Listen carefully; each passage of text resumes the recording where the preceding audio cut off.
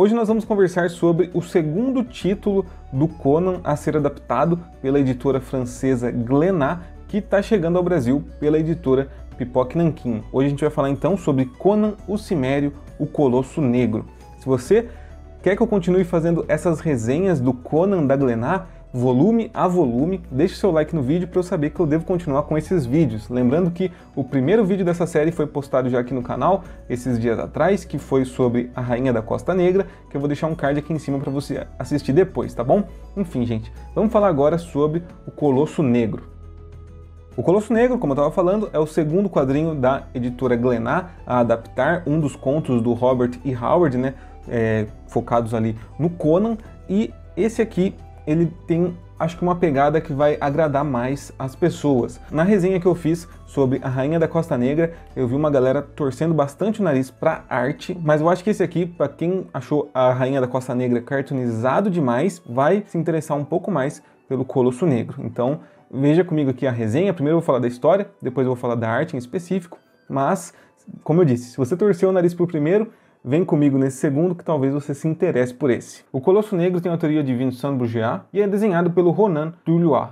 Aqui nessa história nós vemos que o Conan, ele tá ali a serviço de alguns mercenários, né? Ele é mais especificamente o chefe dos lanceiros, se eu não me engano. Ele tá a serviço desses mercenários, mas faz uns dias já, ele comenta ali no começo da história que eles estão parados, né? Eles não tem nada o que fazer e ele tá lá numa taverna bebendo e tudo mais, só que ele tá ficando entediado e ele decide ir dar um passeio. Só que nesse passeio ele é abordado por uma mulher misteriosa que leva ele até um certo palácio e lá ela revela que ela é a princesa desse reino.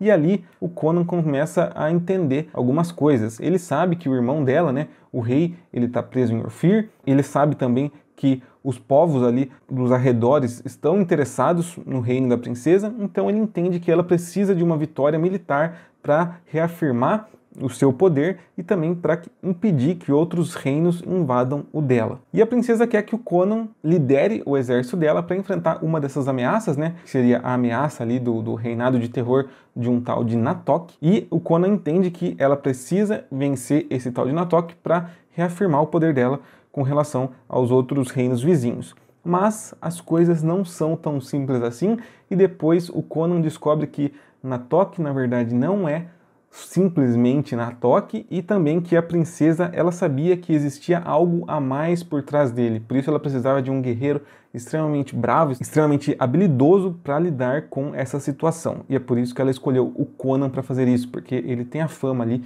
de ser um guerreiro muito habilidoso, também muito inteligente, né, muito estrategista, e é a partir daí que nós vemos toda a história se desenrolando. Essa história é legal porque aqui nós temos uma história bem política. Enquanto lá na Rainha da Costa Negra nós temos uma história que é realmente uma aventura, aqui nós temos uma questão, assim, como eu falei, um pouco mais política. Nós vemos assim umas intrigas palacianas, vemos desentendimento entre patentes militares, né? Principalmente porque o Conan foi colocado como o líder do exército, então os outros comandantes ficam meio receosos com isso. A gente vê essa questão de reinos em conflito, né? Tem a questão toda da princesa, que o irmão dela tá preso, então ela precisa ter uma vitória militar e tudo mais. Então nós temos aqui uma história bem mais política, mas que ao mesmo tempo tem também uma boa dose de mistério, uma dose de coisas sobrenaturais acontecendo. Inclusive lá no comecinho da história, antes da gente entrar de fato na história do Conan, a gente vê que existe um ladrão chamado de Chevatas, que ele está invadindo uma cidade muito antiga, né? Ele está invadindo ali as ruínas de um lugar chamado de Kut-Shemes, e ele está invadindo esse lugar e ele ali descobre alguma coisa sinistra. E depois nós vamos vendo a ligação desse comecinho da história, né? Dessa coisa que ele liberta ali com a história do Conan e com a história do tal do Natoc. Então, como eu falei, é uma história bem política, mas também aqui com a sua dose de sobrenatural, a sua dose de mistério, que levam, assim, a um final muito da hora. Eu não vou ficar dando spoiler aqui, embora isso aqui seja um conto lá de 1930 e pouco. Quer ver, ó? Esse conto ele foi publicado em 1933, em uma Weird Tales do mês de junho. Olha aqui a capa dela, vocês estão vendo?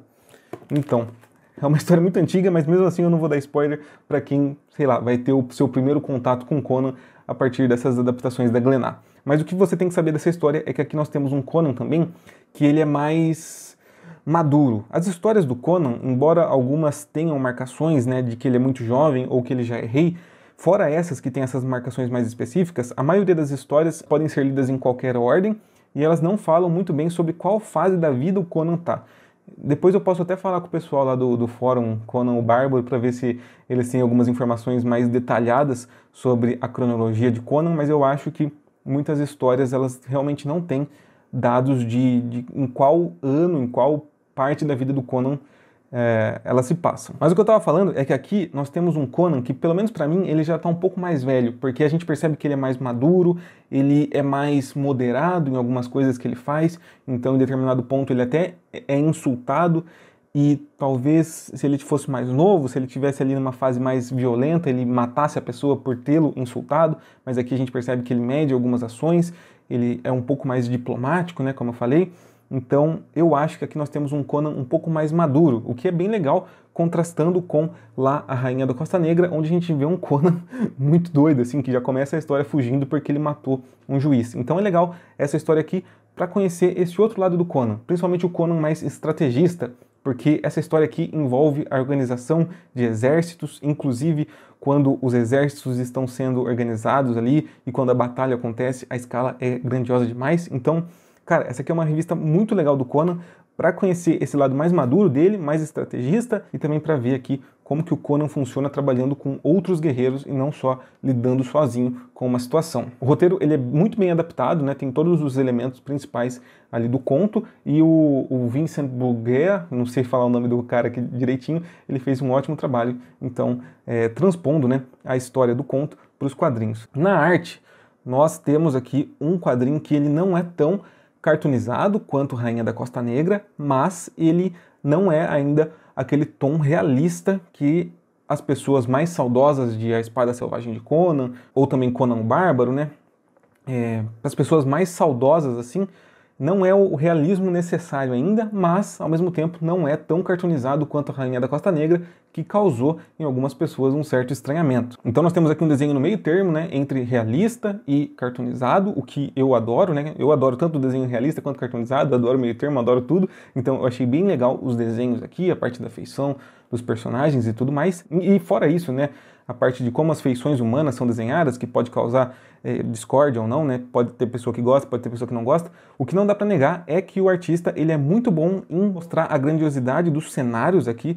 Então você percebe como os personagens são pequenos perante a grandiosidade dos castelos, dos reinos e tudo mais. Isso aqui é muito bem feito, a gente não pode negar. A grandiosidade também dos exércitos é muito legal, principalmente quando os exércitos estão organizados para a batalha. Realmente toda a grandiosidade da coisa é muito bem representada aqui.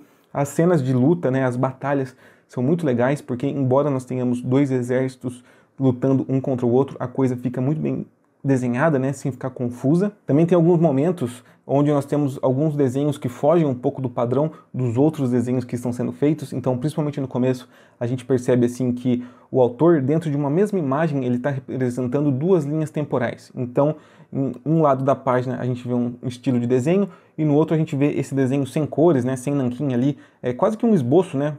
Um esboço de lápis assim, mas sem a arte finalização, e você percebe que cada um dos dois estilos de desenho representam linhas temporais diferentes. Então isso é muito legal, é uma sacada muito boa do desenhista. Além de que, em outro momento da HQ, a gente tem uns flashbacks meio sinistros assim, e o desenho também muda, mostrando assim a versatilidade, né, desse artista. Então, para quem não gostou do desenhista lá da Rainha da Costa Negra, talvez vá gostar mais do desenhista aqui do Colosso Negro. Lembrando que todas essas adaptações da Glénat são feitas por duplas de artistas diferentes. Então, se você não gostou de um conto em específico, talvez outro seja mais interessante para você, talvez a arte te agrade mais. No saldo geral, nós temos aqui mais uma ótima adaptação de Conan, na minha opinião. Nós temos aqui um Conan mais maduro, um Conan mais estrategista, um Conan assim mais esperto, né, mais sábio talvez, e ao mesmo tempo nós vemos também uma história política bem legal e com uma boa dose de mistério, além de que os desenhos, na minha opinião, são muito bonitos, muito grandiosos e muito bem feitos. Então, para mim, nós temos aqui mais uma ótima adaptação de Conan. Se você está ansioso por Conan da Glénat, deixe seu comentário lá embaixo. Se você quer ver mais vídeos de resenha de Conan da Glénat, não se esqueça do seu like, e para receber mais vídeos como esse é só se inscrever aqui no canal. Enfim, minha gente, esse foi mais um Soco Foguete, vou ficando por aqui e até a próxima.